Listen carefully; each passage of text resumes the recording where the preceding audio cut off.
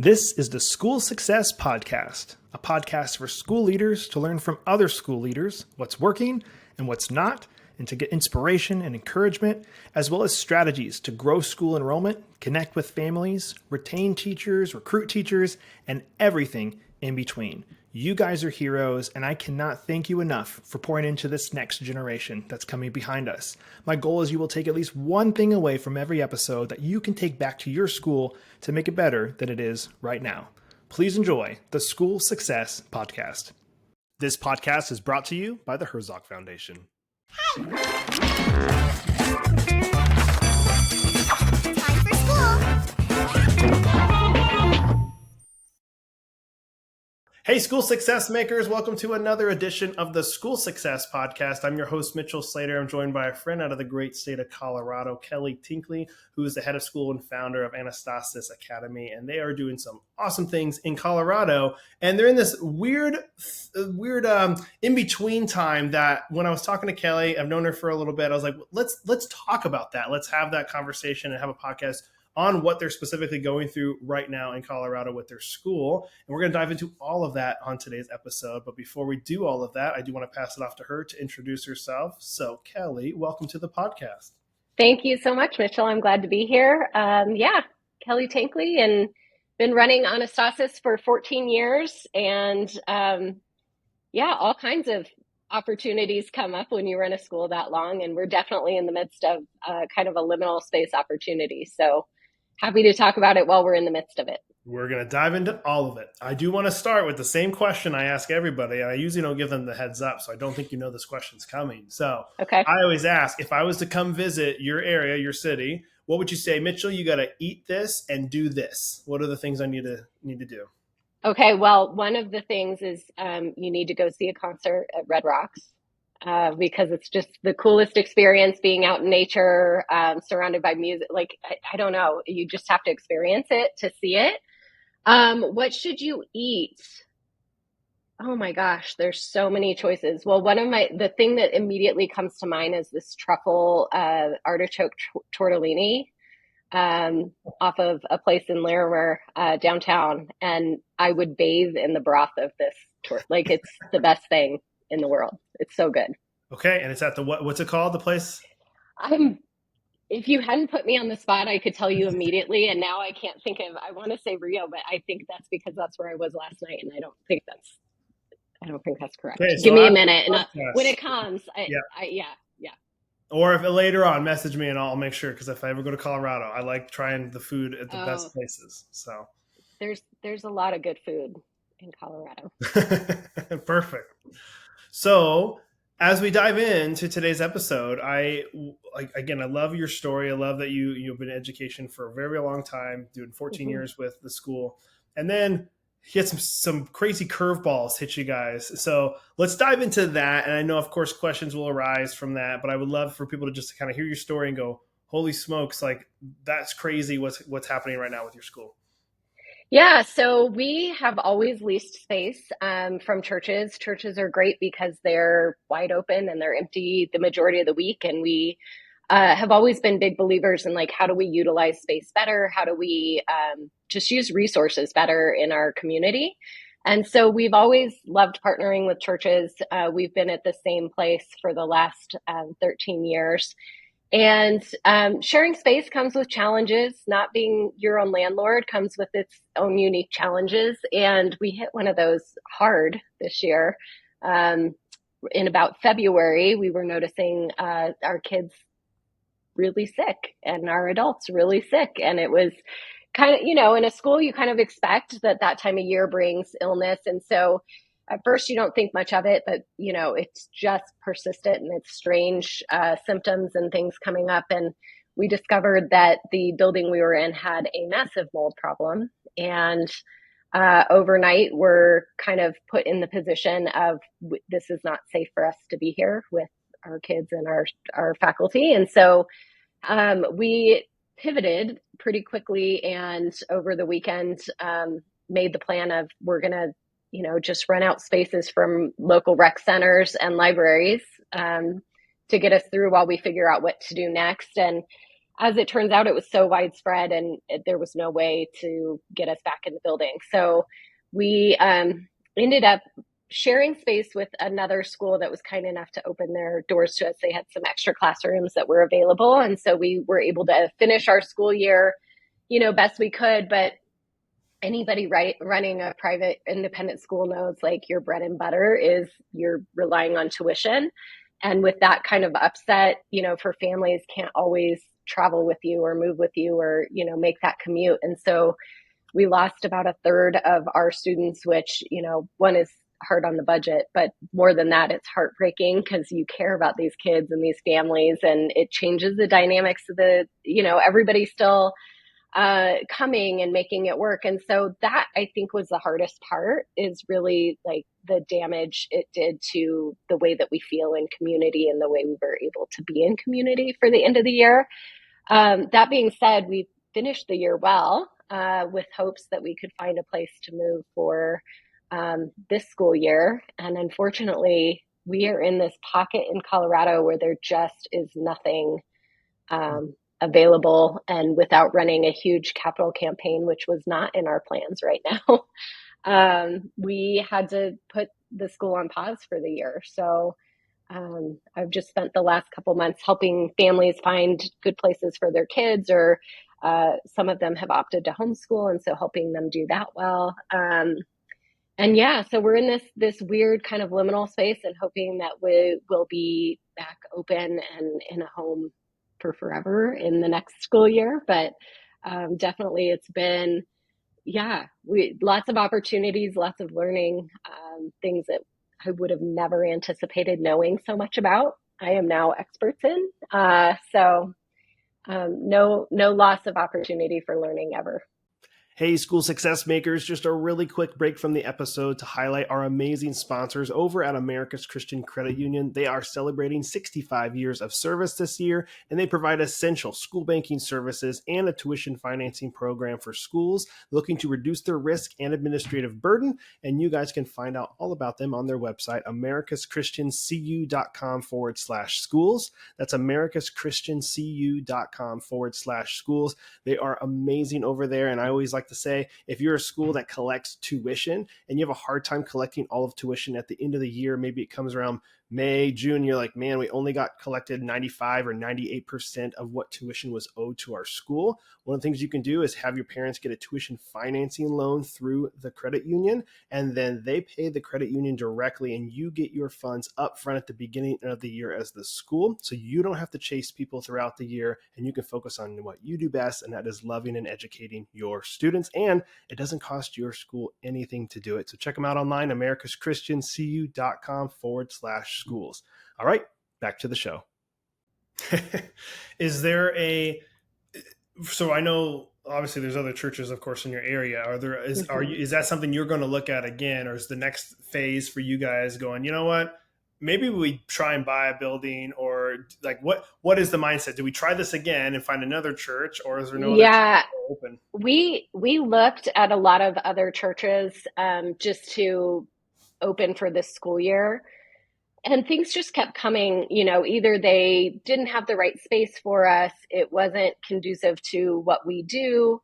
Some of them just, wanted too much money, or there was no outdoor space, and outdoor space is really important for us.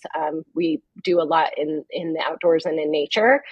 And so, we just kept hitting these kind of guardrails that weren't really, it wasn't conducive. We knew that if we opened in a church that it would be very temporary, and our families just that we can't be temporary right now. We need to find a place where they can count on after the year we just had, and somewhere stable. So we are looking at purchasing and having a space of our own moving forward. I think if, something came along and a church came along and it was the perfect fit and it worked well, we would consider it, but we've kind of exhausted the opportunities in this area for what we can do.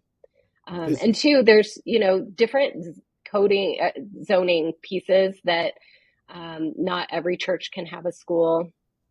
There's also some challenges with having 5-year-olds. We have a kindergarten, and so they can't be on the second floor. There can't be more than 8 steps stair steps for fire safety purposes. And so some of what is available in churches is amazing space, but it's either in the basement or on the second floor. And so it's not conducive for what we need. So that, yeah, all kinds of challenges kept coming our way. Dang. So if a school is listening and they're going, wow, like, I hope that doesn't happen to us, we should probably get something mold tested or something. I guess, like, if somebody's listening with a school or looking to start a school, would there be any tips that you would suggest from this journey that you're in the middle of? I know you're in the middle of it. Yeah. Right now, yeah. Is it something you would go back and do differently? Like, should they get their building tested for maybe something? Because I never thought about that until you had your I story. wouldn't have either. And in Colorado, it's doubly rare because we're so dry here that it's like mold is not a common occurrence in Colorado. I would say the things that I wish I would have listened to my intuition sooner. As I was seeing kids, I knew something was up. I knew something was not right. I just didn't know what wasn't right. We also got a grant from the Clean Air Colorado program. And I think if any states are doing that other than Colorado, like, that's definitely worth opting into if it's still available. It was an outcome, I think, of COVID money that was earmarked for that. They put air sensors, air quality monitors in all of our classrooms, and it was enormously helpful just to see a dashboard of kind of what was happening in classrooms. So if we noticed, kids getting headaches every time during a certain time of day or things like that, we could go in and kind of look at this dashboard. Unfortunately, it doesn't look for mold. It looks for VOCs and some other indicators that were off the charts. And so we were aware that something was not right, and that was the first indicator.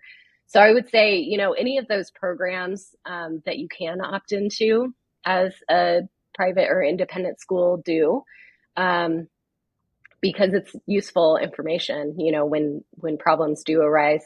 I would also say that whoever you partner with, make sure that they are somebody who is doing regular maintenance. Sometimes churches who are willing to partner with schools because they could use the revenue are doing it because they don't have the revenue on their own to take care of the building. And so make sure that they are committed to taking care of the building. And if you notice water spots, it's probably a good indicator that something's not right. That is and I've seen those almost everywhere I go. I feel like I see the little brown spots up on the little pieces. Dang. So, all right. So now all this is happening. You're taking this year to kind of regroup. What are you working on right now? You talked about wanting to buy a building. What does that look like for a school that obviously had revenue for all these years and now has no revenue, but is looking to buy? Is there anything there that you're learning that schools could learn from too? That is an awesome question. And I'm in the midst of learning it in real time. So I don't necessarily have the answers.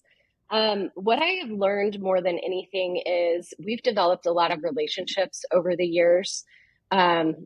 The vulnerability to reach out to those relationships and say, hey, we're in a bad spot. If you know anyone who could help us out, or, that just relationships we've built over the years has been completely amazing in this moment.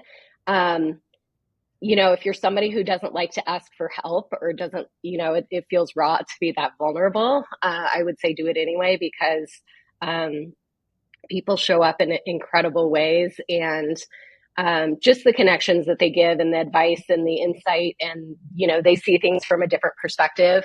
I've been introduced to foundations, which we've never used because we always were really committed to our financial model being based on per pupil expenditure in the public school, because we wanted to show that you can do learning really differently using the same kind of resources as everybody else is using. If you innovate and think differently about how you're approaching the learning. And so that was part of our model. And we were really proud to do that for 14 years. This obviously was a moment where it showed that doesn't always work, as expected in the chaos. So we haven't ever had to work with foundations. And part of that is lovely. And part of it is horrendous in this moment where it's like, I don't know how to talk to a foundation. So, I'm learning how to build pitch decks and how to reach out to foundations and send letters of inquiry. And and lean on, like I said, some of those resources and just the human capital of, would you be willing to make an introduction? And so I feel very out of my depths in these conversations because I've never been in these conversations. I don't really know how the process works necessarily. I have a vague idea, but I've never been through it. And so part of that, again, is that vulnerability of, it feels very raw to like reach out and be in this place of like, I have no idea what this looks like or how I'm supposed to approach it. But also to have these people be so loving and kind and willing to help me understand how it works and walk alongside us. So yeah, I feel like it's to our detriment that I've never done it before, but also I keep hearing from these folks, it's probably better you don't know all of how it works, because you're willing to do things that maybe other people wouldn't do or wouldn't try. So yeah, lots of like cold calling people who everybody's like, yeah, that's not how that works. I didn't know. So that's what I'm doing. So yeah, it's been a journey of learning. We're hoping that we can get some folks to partner with us and kind of do some bigger things. In the meantime, I realized I've written 13 years of curriculum. And so I'm working on publishing that curriculum so that some other folks can use it as well. We've have some sister schools in other places. And so being able to share that kind of with a wider audience, we've had a lot of people who have been interested in it over the years and just hadn't had it in a place where it was really like ready to just share that way. And then I created a piece of technology years ago, which is actually the catalyst of why I started the school, because I realized, oh, we don't have a model that this will work in. And so what would that model look like? But the intent is to individualize, truly see kids as central to their learning. And so I have relearned how to program in Python, and I've been programming and coding and in the meantime have created other things because I'm solving other problems for families who are like homeschooling and like, I don't know what curriculum to choose. What do I do? And I actually don't know either, because I've not been familiar with homeschool curriculums. And so I built a piece of tech that will take the learner profile that we gather on kids through a card game, and it will help parents understand the pros and cons of using that piece of curriculum with their child. So some cool things have come out of just the time.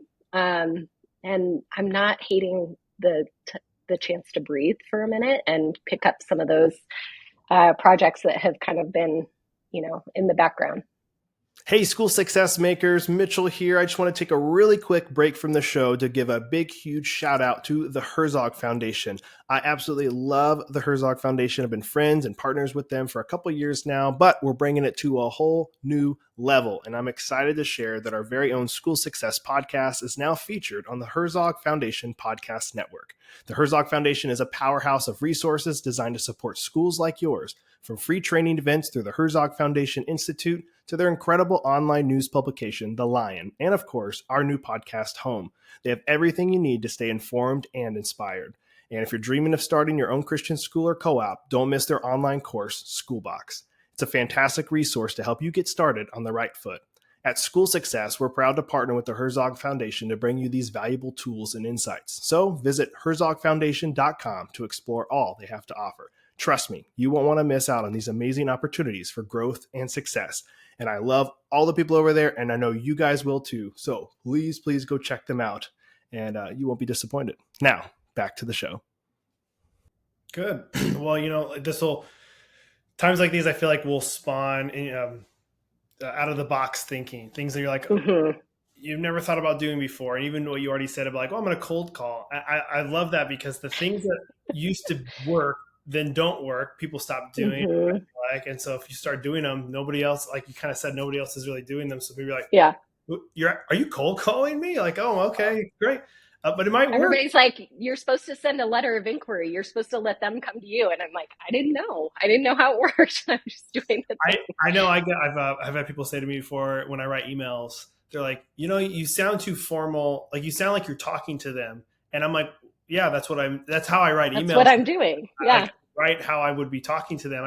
I don't like the formal side. And I get there's a Yeah. time and place for those things, but I'm like, hey, Kelly, exclamation point, how are you? It's the same thing I would be Yeah, saying to you if I saw you at the store. So uh, absolutely. I do things a little bit differently. I'm sure you do things a little bit differently. What I would For encourage sure. you to do is strive for no's. I learned this on I was listening to a podcast or a book, and they gave some examples of this. And I was talking to one of my friends about it, and he's like, "Oh, I strive for 5 no's a day or 10 no's a day." Hmm. What do you mean? And he goes, if somebody says no, it doesn't mean no forever. It just means maybe no right then. So he usually tries to Hmm. ask one more time in that same situation, which I got immediately like uncomfortable when he said that. I was like, Oh oh, yeah. somebody says no, I'm not going to ask him again. That's so rude. And he goes, no, it's not that way. And so here's what I've done, because this is I'll share his story first. He went to a coffee shop at an airport and got a drip coffee and then drank it, and then he finished it and he's like, I'm going to go ask for a free refill.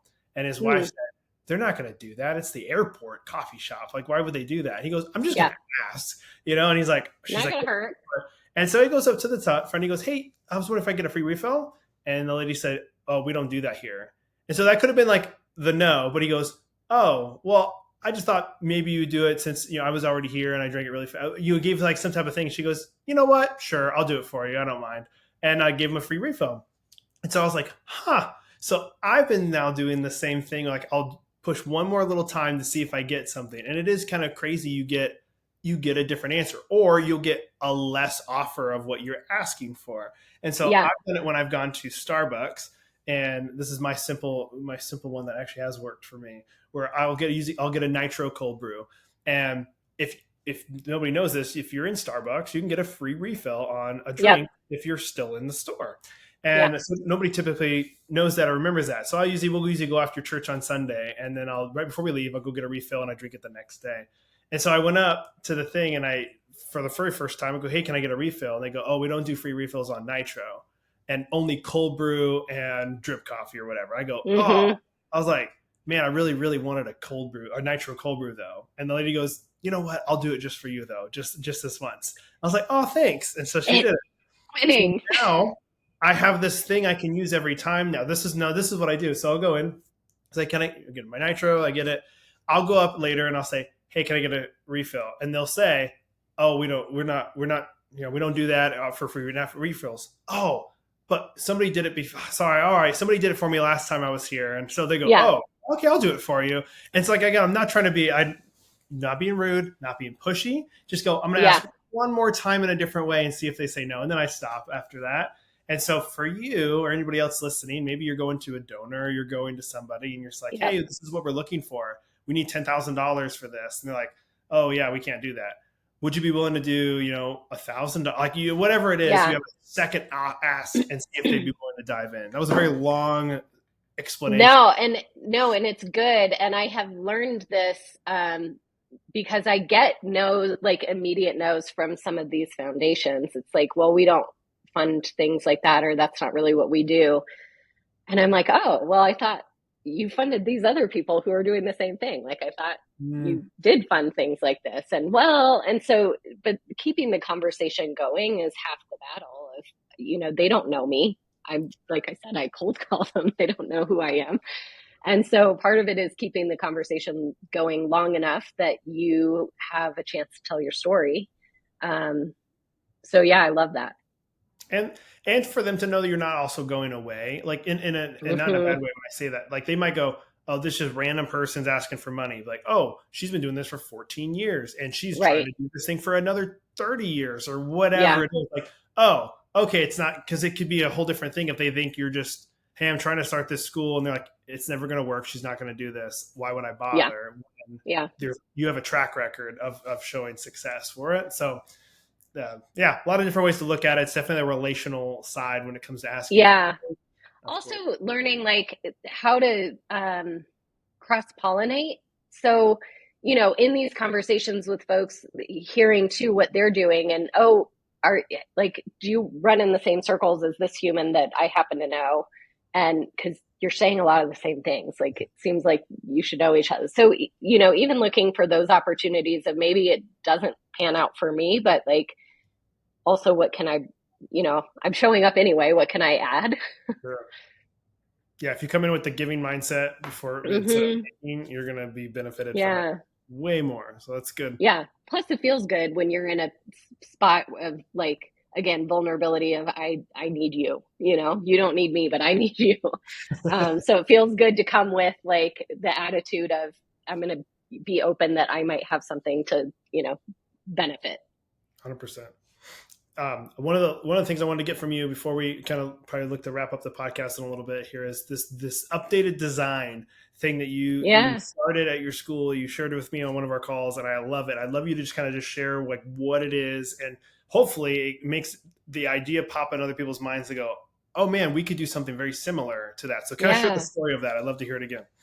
For sure. So we do a lot with, we have a prototype lab in our school, and we do a lot of building and makerspace and that kind of design and iteration and just building. We're an inquiry-based school, so a lot of the projects that the kids make, are these really creative, out-of-the-box type things to display their learning. Part of that is we have a no poster board or trifold rule, because I hate them.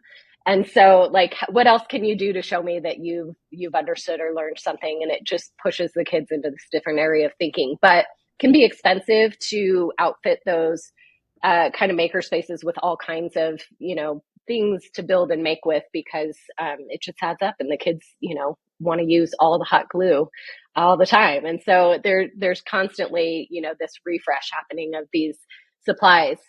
So one day I was walking through our local mall here, and Anthropology just had this incredible window display with thousands of dollars of materials and whatever. And I just was like marveling at it first. And then I'm like, oh my gosh, what our kids could do with those materials would be like incredible. Like I can just only imagine what they could create with it. And my husband, who is a graphic designer, was like, well, I'm sure it gets thrown away like he was in marketing, and he's like, I'm sure it gets thrown away like all of my point of sale displays, like just get trashed at the end. And so I was like, well, there's no way they're throwing it. Like there's so much money there. There's no way they're just throwing it away. So I went and talked to the visual manager of the store, and sure enough, she's like, yeah, we pay 1-800-JUNK to come and haul it away, and goes to a landfill. And I said, well, what if it didn't have to do that and it instead like benefited kids? And so I created this sub nonprofit under Anastasis called Updated Design. And essentially what we do is we partner with these stores that have window displays that inevitably end up in the garbage, and talk with their visual managers about how we might partner and put those in the hands of kids to build in a makerspace rather than throw it away. And they love that they're not having to pay to have it thrown away. And we love that we have access to like thousands of dollars of materials that would otherwise end up in a landfill. So it benefits both for sure. They said the only thing is we have no way to get it to you. And so thankfully we had a truck. And so we get a call and they'll send us some pictures, and we go pick up materials and bring it to the school. And the kids have incredible things to build with that budget wise would never fit in our budget, but the kind of this unending supply of things. And everybody's got stores like this all around them. And so how do we better, just see opportunities that might exist already, that are kind of untapped, and just ask, it's that cold call, just ask the question and like, what if we did this? And yeah, sometimes you get the no, but Apple and Disney don't like to share their displays, but you'll be surprised how many yeses you get from folks who will just donate tons of amazing materials. That's so cool. And we've gotten furniture and all kinds, like we were more looking for the like things that were going to end up in the garbage, but a lot of these stores, will have turnover of furniture and things, and we'll call and say, we've got this table. Do you need anything? Things like that. I know a lot of the furniture stores as well will donate furniture that either is mismatched or, was a floor model or whatever, and they'll donate it at the end of the season. So it's worth asking. So with everything happening with the school right now, do you have all that stuff in like a storage unit, or is that not happening going on right now? Unfortunately, mold spores are really hard to mitigate. And so we had to throw away about 90% of our belongings. Everything that we could salvage is in a storage unit right now, kind of sitting. So, yeah, like I said, I've learned more about mold and how to mitigate and what's easy to mitigate and what's probably just a loss. And a lot of it, unfortunately, was a loss for us. But um, yeah, hoping to get that back up and running so we can rebuild, and it'll be a good way for us to rebuild to keep working some of those relationships for sure. So with the students, I know you try to help place other students in different schools, and Hmm. obviously people disperse for all the different reasons. Do you have a handful, or do you have a specific number of students that you know, if you open next year, that they would leave where they're at and come to you? Like, I'm hoping so, but I'm assuming, like, have you Yeah. keep track of that to go, all right, we got a good pod that we can start with next year, even if we didn't have to grow? Yeah, for sure. So some of those were, families who have been with us for forever and who know us and will come back. They're kind of in the mindset that this year is a temporary fix for a longer term solution. Um, some of them, they'll get involved in the new place. They'll meet new friends. It'll be harder to leave. There's those components that I know, best intentions are they probably would like to come back to us, but things might change, their dynamics might change, or they realize that the school is meeting their needs, just fine. So I think we'll have a mix of that for sure. We also had quite a few who were new students this year, right? Who were coming for the first time. And we're disappointed that we weren't opening. And so I think a lot of them are also holding out hope that we'll reopen and be an option for next year. But, it might be a rebuilding year as well of new students and staff and the whole thing. Because as well, I can't keep the staff on right now. So everybody went and got a job. And so, yeah, it almost feels like a startup year in some ways. And some of that is really sad, and some of it is like a fresh start, like it's both. So yeah, So I all had the that, emotions. I had that thought of like, okay, you're starting from ground zero up again. What are the things? Are there things that you've already thought of going, I'm going to do it this way this time. I'm not going to do it this way. Is there something that this gave you? Maybe you've been doing something for 14 years, but you didn't really know how to get rid of it. And so like this is giving you the opportunity to say, I'm not going to do that thing anymore. Is there something that's like, I'm not going to do it. I won't do it as leanly as I did it the first time around. We started with no money, no backing, no anything. It was literally like we got enrollment fees to hold spots, and that's what paid teachers in the building the first month, and then tuition. So we literally started with no money and no material, and like built from nothing. Um, I'm not interested in doing that again. I know it's possible, but I don't want to do it that way again. So really looking at how the other thing I learned, and I've known this to be true, is that I can't rely just on kind of the two tent poles of donations and tuition. We have to kind of diversify how we're funding schools. And I believe that's true in public as well. I think we just need to diversify differently so that we can weather storms. And so looking at how do we fund the model in more interesting ways?